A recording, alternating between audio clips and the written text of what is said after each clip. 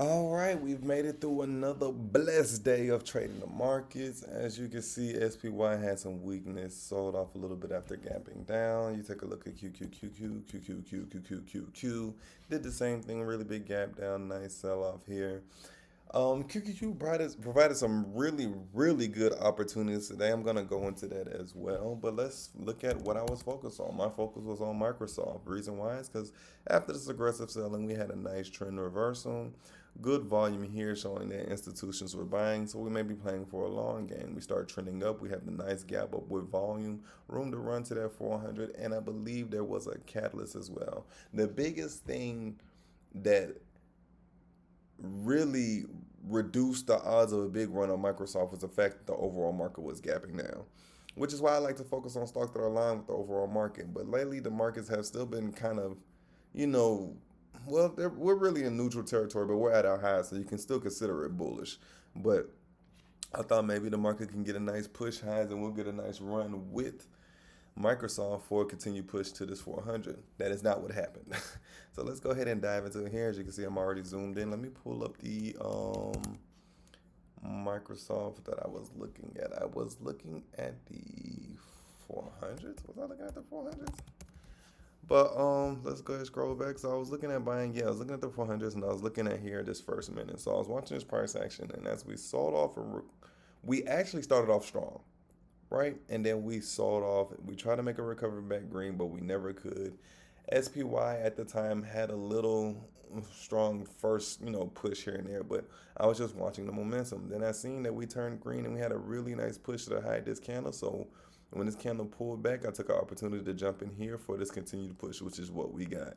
My price was about 166, so I got in somewhere around here, and I ended up exiting at 205. So I made it to this candle, but it of course is not showing it. But when it pulled back pretty severely, almost to the candle turning red. And typically, I want something bigger and stronger than that, especially if the market is not aligned with what I'm doing. I know I had to be that much quicker to the exit. So I hurried up and got out. I got out at 205. So from 166 to 205, I also have a screenshot of my actual buys and sells so that way I can prove what I'm doing. But that was that. I was done with Microsoft after that. I kind of kept my eye on it, but I was done with it after that. I then turned my attention to QQQ. Why? Because QQQ was looking lovely with this fade. It had a beautiful fade, and I'm going to show you exactly what the fade reminded me of. I was looking at the 705 puts that expired today, and I'm going to go back and show you exactly what I was looking at, what I was thinking. What I was thinking was, you got to remember this chart now. Where is it at? I think it's the 626. So if we look at 10, let's see if that goes back far enough.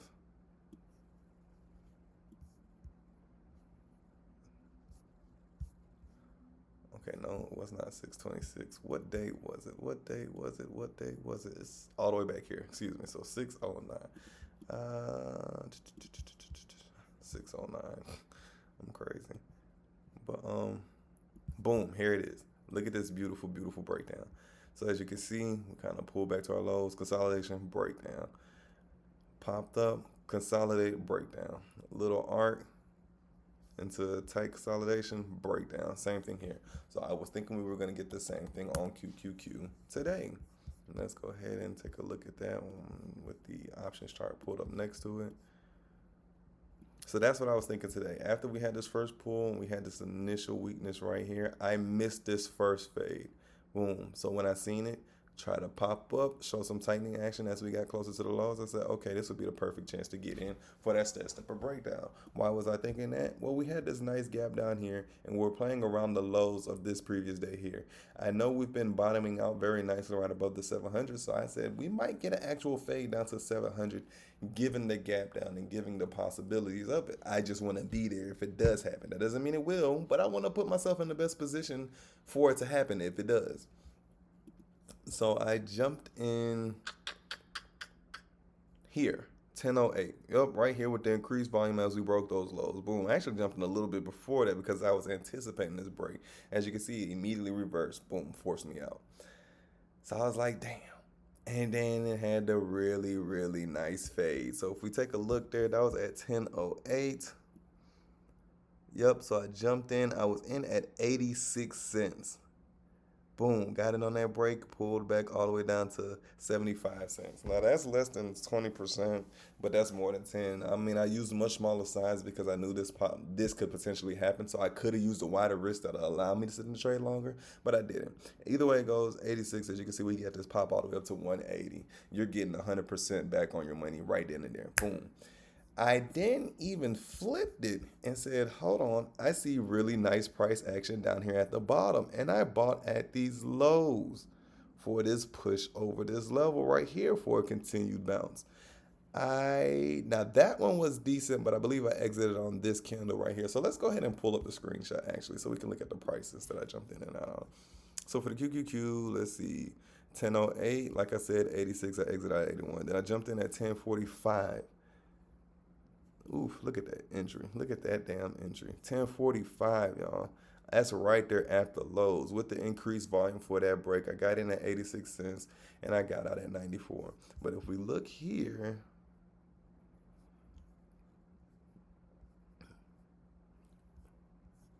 what's that entry at 1045? We got to flip this to the call. That was a 10.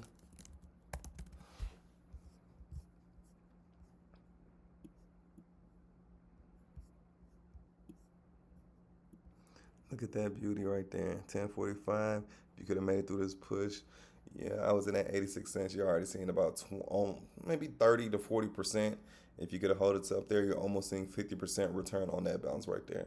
So it provided really nice opportunities. As you can see, we had a higher low that had a nice bounce, nice consolidation into the fade at the end of the day. So that was really nice. It was, provided opportunities to the long and short side. So you just have to pay attention to what is it again?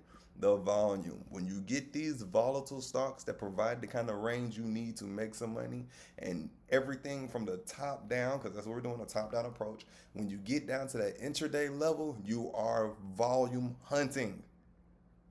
That's it. Once you see that trend, you volume hunt.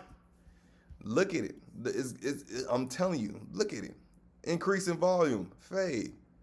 Increase in volume, fade. Hold on.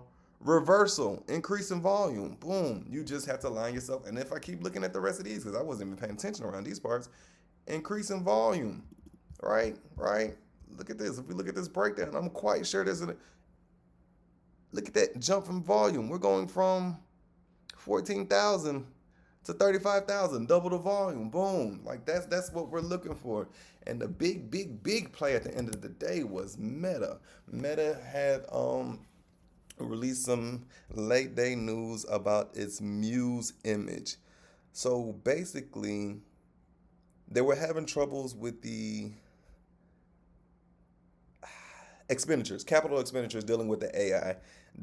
And they just came out the other week saying that it was going to be very difficult to make some money based on how much money they've been spending. But then boom, they released this Muse image, which allows the advertisers who are using Meta's platforms like the social media platforms like Instagram, Facebook, and I believe Snapchat. I'm not sure, but instead of them using a third party to create their AI images on the app, is now everything within Meta. So Meta has taken that money away from third-party apps and brought it to themselves. So now they just found another way to drive up their revenue. So that allowed a really good push at the end of the day. Look at that baby right there. And I completely missed this move. But look at this. And it happened before the news even. This move started happening before the news was released. The news wasn't released until somewhere up here. So people already knew this news was coming and they jumped in. Let's take a look at what the options did there. Just being there, if you have the opportunity. Now, of course, everybody doesn't have the opportunity to just sit in the market in front of the market all day like that. But just being there if you can, seeing the news release, and just paying attention to volume. That's it. When that volume increases, you are in the game. Look at that volume right there. Boom. What time is that? At 2 o'clock. Boom. 2 o'clock. You jumping in anywhere from $3 to $4, and look at what you're getting back. You're getting over 2x. If you do the 20, boom, you're jumping in anywhere there. You're getting you're getting anywhere from $2 to $3. You're getting up to 3x. So you just have to be prepared. That's it. You just have to be prepared when you see that volume, especially when it's aligned on the daily chart. Like I said, from the top down, when it's aligned and you see that volume intraday, you have to attack it. But let's take a look at everything else for today. Apple, okay, had a little sell off. Tesla, Microsoft, Meta, AVGO, Nvidia. So right now we just gotta see if there's gonna be, like I told you guys before, we're going to need a big catalyst to fuel us back to these highs, which is why we're just chopping around in this area. This is really a consolidation. We haven't decided if we're gonna break up or break down. There's gonna be some major catalyst that's gonna come in, whether it's from a Trump announcement, whether it's dealing with war, maybe it's some crazy earnings that hit the market. Although banks have been doing very well. Banks have been doing pretty good in this market. That is definitely something to keep an eye on. But because they're typically the first to release earnings. But yeah, so we're gonna need some kind of major catalyst that's gonna give us that lift back to all-time highs.